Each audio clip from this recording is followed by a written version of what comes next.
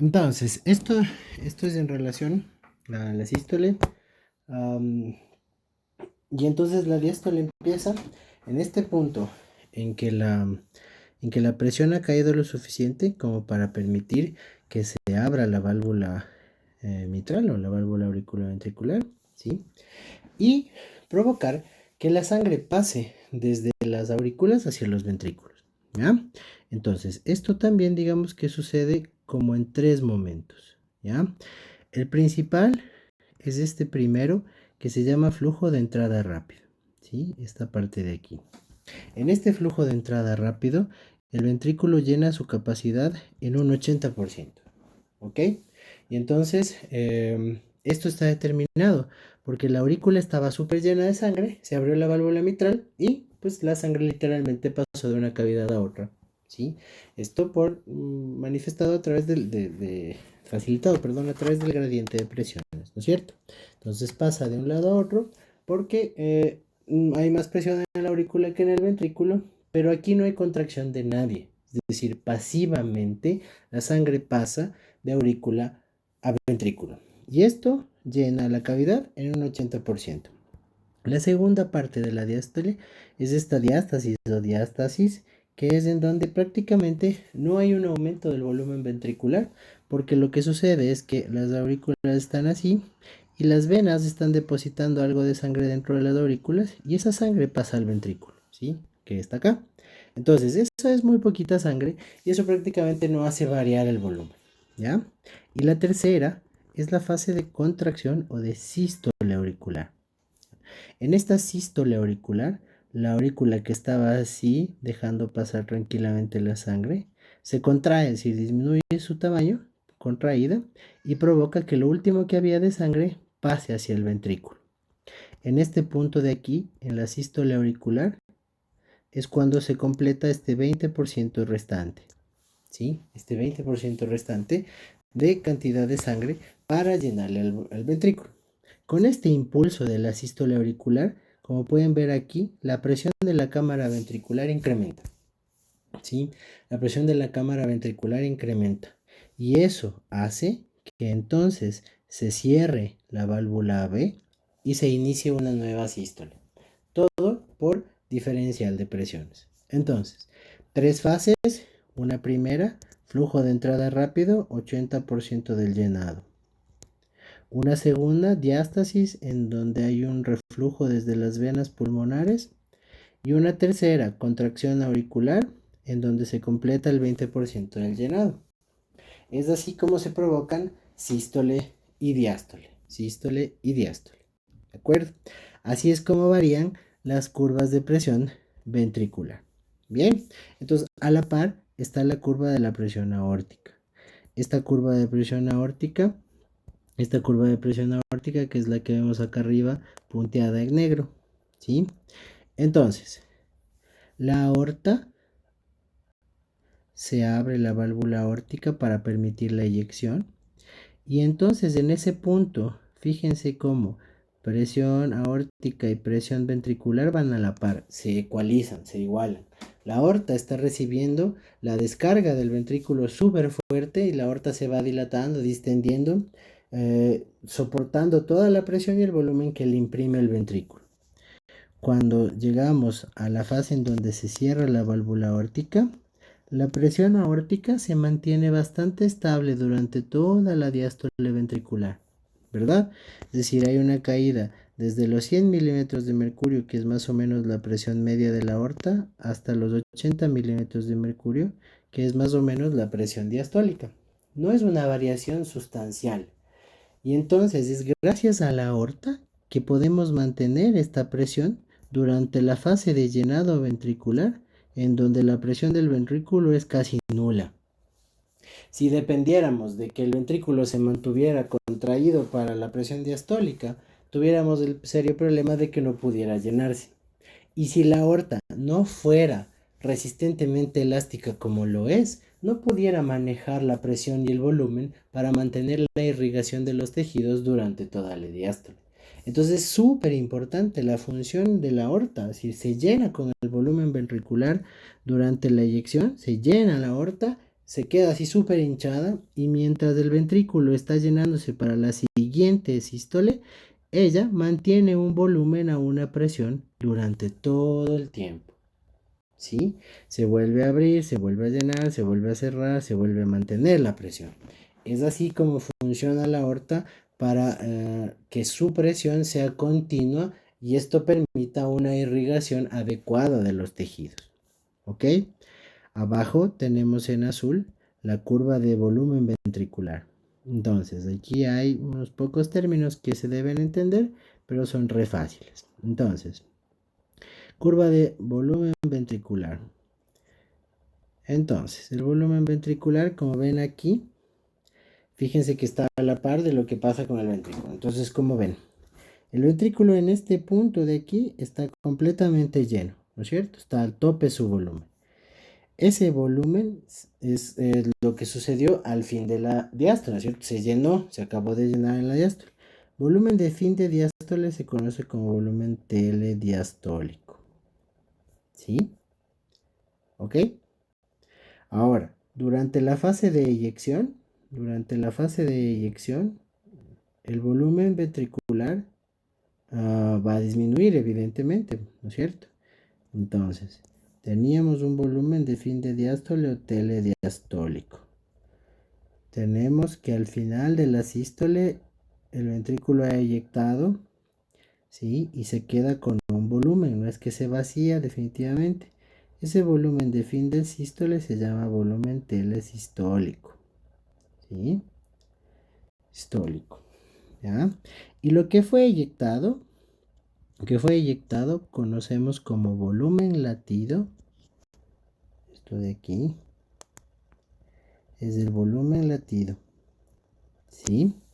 Ah, y este volumen latido, evidentemente, es un porcentaje del volumen telediastólico, ¿no es cierto? O sea, yo tengo mi 100% de volumen, que es con el que le llené al ventrículo, eyecto un porcentaje X y me quedo a la final con lo restante como volumen telesistólico.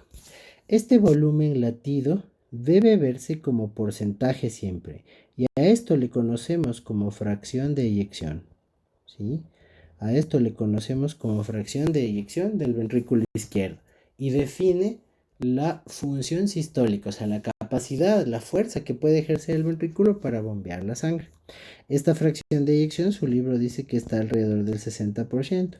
Es decir, si ustedes se fijan, el volumen con el que se llena el ventrículo está por aquí, ¿sí? ¿No es cierto? Em, y lo que queda al final de la sístole es este de acá, ¿no es cierto? Entonces esta diferencia es el volumen latido, ¿sí? Esa diferencia es el volumen latido. En este caso son 80 mililitros, ¿sí? Son 80 mililitros. Que es equivalente al 60%, ¿no es cierto? Que serían 78 realmente, de manera precisa, ¿no es cierto? Entonces, esta fracción de eyección del 60% es cercana a la realidad, pero ahora sabemos que realmente la fracción de eyección del ventrículo izquierdo está alrededor del 52 al 54% como tope, digamos como piso, dependiendo de si uno es hombre o mujer, ¿ya? Entonces, no olvidar, por favor, los conceptos de volumen de fin de diástole o telediastólico, donde el ventrículo está lleno, volumen de fin de sístole, donde el ventrículo está vacío, volumen telesistólico, y volumen latido, ¿sí? Volumen latido a este de aquí, que lo conocemos mejor en porcentaje como fracción de eyección. ¿Ok? Entonces, esos son los movimientos del volumen ventricular. ¿Ya?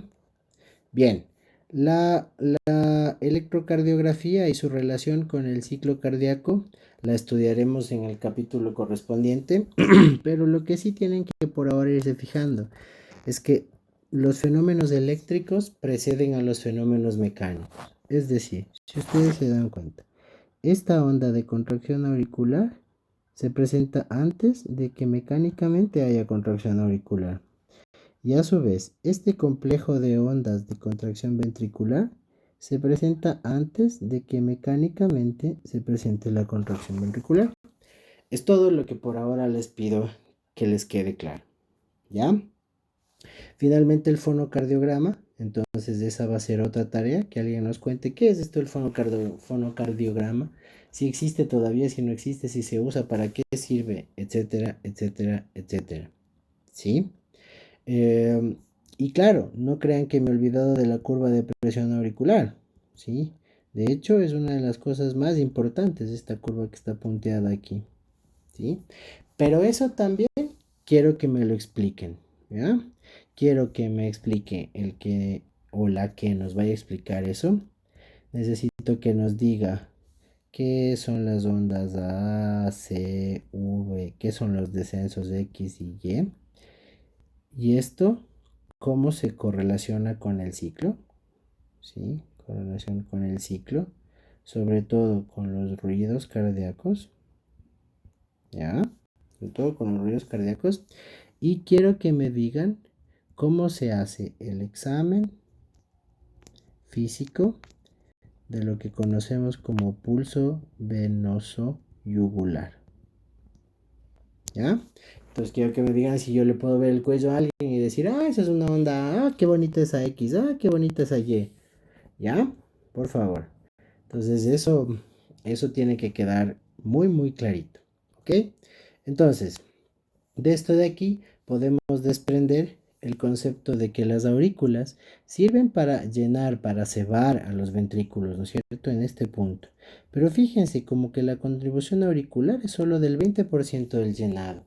El otro 80% lo hace solo porque la aurícula es un reservorio. De esto se deduce entonces que si no hubiera aurículas, si la función auricular estuviera seriamente comprometida, perderíamos este porcentaje de contribución, este porcentaje del gasto. Pero no es mayor, ¿ven? Es decir, no es mayor. Y entonces en condiciones normales posiblemente sea algo que se pueda despreciar, ¿ya? Eh, entonces es esa la función mecánica de las aurículas, ¿de acuerdo? Muy bien. Ahora, vamos entonces con las válvulas. Entonces, las válvulas sirven, las válvulas auriculoventriculares, en este caso, cierto, y lo básico que me olvidé de mencionarles, es que estos fenómenos que acabamos de relatar, que son del lado izquierdo, son exactamente iguales al lado derecho, ¿sí? Exactamente iguales. Pasa exactamente el mismo fenómeno, los mismos fenómenos en los mismos tiempos, exactamente iguales en el lado derecho, ¿sí? Exactamente iguales, ¿ya? Em, pero la diferencia es la intensidad, la magnitud de las presiones, y esto lo podemos discutir en clases, pero además lo vamos a ver cuando estemos estudiando la circulación pulmonar, ¿ok? Muy bien. Entonces, el objetivo de las válvulas auriculoventriculares, en este caso tenemos aquí dibujada la mitral, es evitar el reflujo de sangre, ¿sí? Es decir, viene en este sentido de aurícula a ventrículo, pero lo que tiene que evitar es que pase así.